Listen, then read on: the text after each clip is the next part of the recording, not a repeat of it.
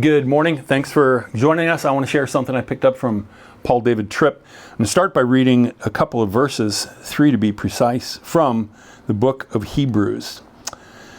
Let us hold tightly, without wavering, to the hope we affirm, for God can be trusted to keep his promise. Let us think of ways to motivate one another to acts of love and good works. I love that. I love that verse. Let us think of ways to motivate one another to do good stuff.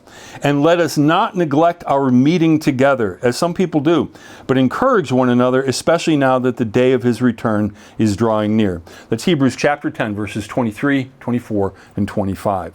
Verse 25 is a favorite one from preachers, I suppose. Let us not neglect our meeting together. But it is so important to gather and to know that we're not in it alone. One of the things I always share at our membership classes when people can find out more about membership of the church, and when I think of membership, it's not so much like a club, it's more like a family. And I really feel like our church is a family. We had a moment this past Sunday morning where I have a couple of young men are headed up to the woods to serve at a camp all summer, and I invited people to come forward and lay a hand on them, pray for them. It was just awesome. It was like, I think over half the congregation came up. It was just like, we're family. It's just a cool thing. But when we come together, there's just something that happens. Now I realize you're watching this online, and the reason we did this starting 6 years ago is because we couldn't connect in person. And that was the idea behind this, that we would have a touch point. We would have a way to connect even though we couldn't connect in person. And I realize some of you, you're not going to be able to make it out to the building, and this is good for that.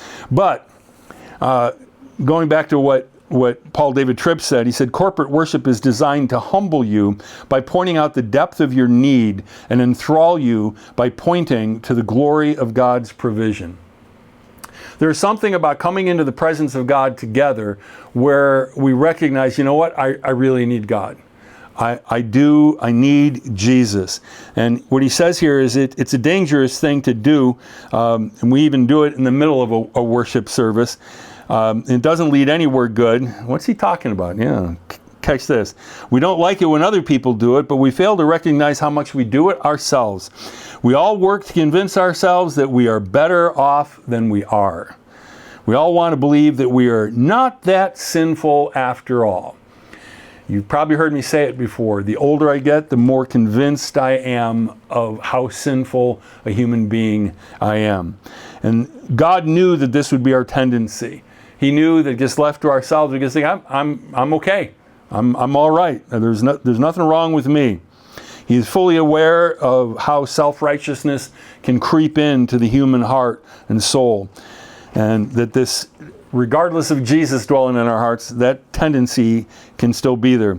God knew that we would convince ourselves that we are okay even when we're not okay. So he designed a means for us to be confronted again and again with the depth of our sin and the expansive glory of his provision in the person and the work of his Son, Jesus, our Redeemer. He ordained that as we gather again and again and again in services of corporate worship, to be confronted with our true identity.